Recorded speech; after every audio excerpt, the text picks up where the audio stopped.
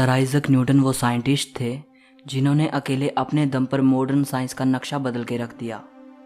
Newton एक mathematician, astronomer, author, historian, theologian और एक फिलोसोफर भी थे।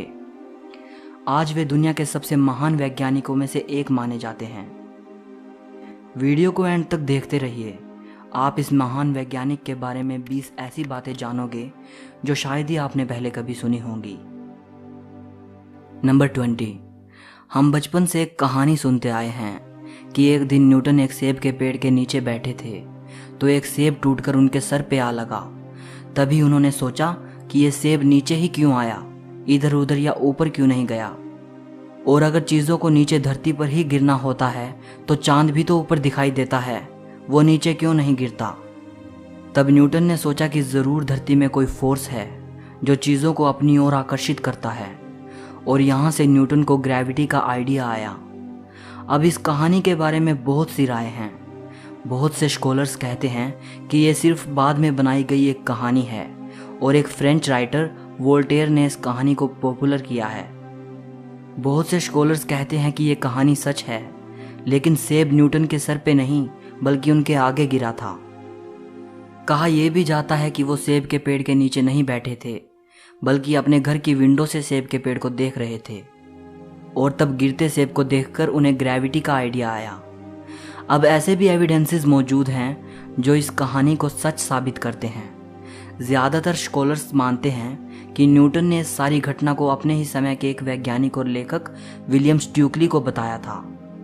विलियम स्टुकली उन सबसे पहले लेखकों में से एक हैं जिन्होंने न्यूटन की लाइफ के बारे में लिखा है। जो बुक स्टुकली ने लिखी थी उसका नाम है memoirs of sir Isaac Newton's life. इसकी मैन्युस्क्रिप्ट ब्रिटेन की रॉयल सोसाइटी के पास सुरक्षित रखी है, लेकिन रॉयल सोसाइटी की लाइब्रेरी के चीफ का कहना है कि सेब गिरने की कहानी महज एक कहानी ही लगती है जिसे न्यूटन ने बाद में आम लोगों को समझाने के लिए बनाया था। नंबर 19। एप्पल कंपनी का जो सबसे पहला लोगो था उसमें न्यूटन की तस्वीर थी। इस लोगो में न्यूटन के उसी पल को दिखाया गया था जिस पल में वो एप्पल ट्री के नीचे बैठे थे और एप्पल उनके सर पे आ गिरता है और उन्हें ग्रेविटी का आइडिया आता है।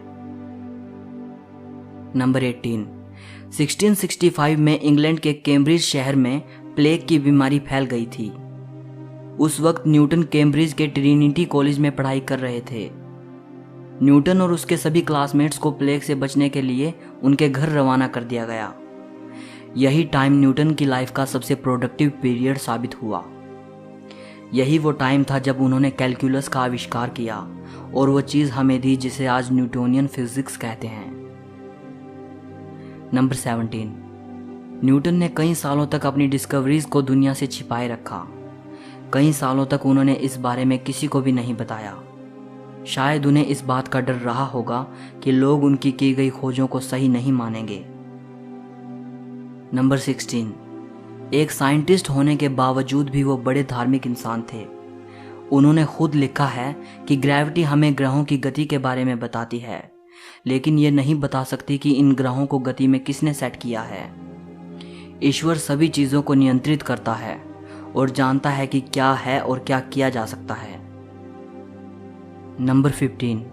आपको जानकर हैरानी होगी कि एक धार्मिक व्यक्ति होने के बावजूद और ईश्वर पर विश्वास रखने के बावजूद भी न्यूटन भूत, आत्मा और शैतान आदि पर विश्वास नहीं करते थे। नंबर 14। न्यूटन का बाइबल को लेकर बहुत जुनून था। बाइबल को बड़ी गहराई से पढ़ते थे, यहाँ तक कि साइंस से ज़्यादा उन्होंने धर्म और इतिहास के बारे में लिखा है। नंबर 13। बाइबल पढ़ने की वजह से ही उन्हें कुछ चीज़ों को प्रेडिक्ट भी किया। न्यूटन ने अनुमान लगाया था कि जीसस को सूली एग्जैक्टली 3 अप्रैल 33 AD को दी गई थी। नंबर 12। न्यूटन के अनुमान के मुताबिक यह दुनिया 2060 से पहले खत्म नहीं होगी। नंबर 11। कहा जाता है कि न्यूटन ने पहले ही बता दिया था कि यहूदी इज़राइल को फिर से हासिल करेंगे, और उनकी यह भविष्यवाणी सच साबित हुई। नंबर 10। बाइबल को लेकर उनका जुनून इतना ज़्यादा था कि वो जस्ट इसलिए हिब्रू भाषा को सीखने चले गए कि उन्हें बाइबल में छिपे गूढ़ अर्थों को समझना था। आपको ये जानकर हैरानी होगी कि जिस न्यूटन को हम आज एक महान साइंटिस्ट के तौर पर जानते हैं, उसी न्यूटन ने अपनी ज़िंदगी का आधे से ज़्यादा टाइम साइंस पर काम करने की बजाय धर्म के गूढ़ अर्थों को जानने में लगा दिया।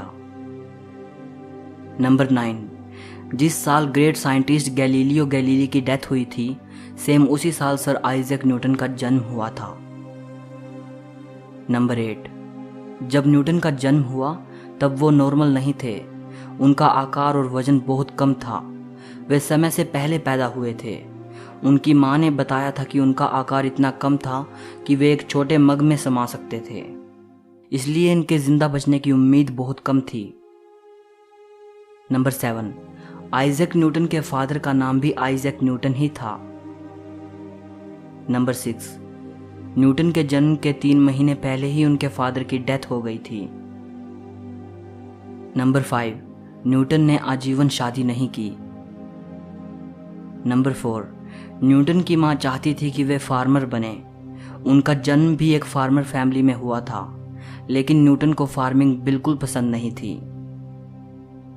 नंबर 3, न्यूटन ही वो साइंटिस्ट थे जिन्होंने बताया था कि पृथ्वी गोल नहीं बल्कि अंडाकार है।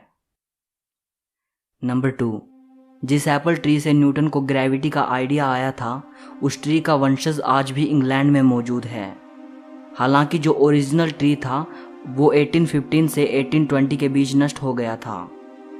इस एप्पल ट्री का साइंस के इतिहास में बड़ा महत्व है, क्योंकि इसी ट्री से एप्पल को गिरता देखकर न्यूटन ने ग्रेविटी को खोजा था।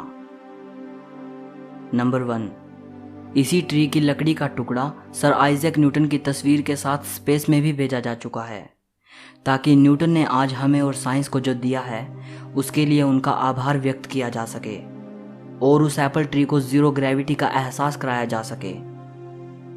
आज अगर न्यूटन जिंदा होते तो ये देखकर खुशी से मर जाते। सो इस वीडियो के लिए इतना ही। सर आइजैक न्यूटन की ये बातें अगर आपको पसंद आई हों तो वीडियो को एक लाइक ज़रूर करना। हिस्ट्री और फिलोसफी से जुड़ी ऐसी ही अमेजिंग वीडियोस को देखने के लिए चैनल को सब्सक्राइब करके घंटी को दबा देना। सो मिलते हैं अगली वीडियो में।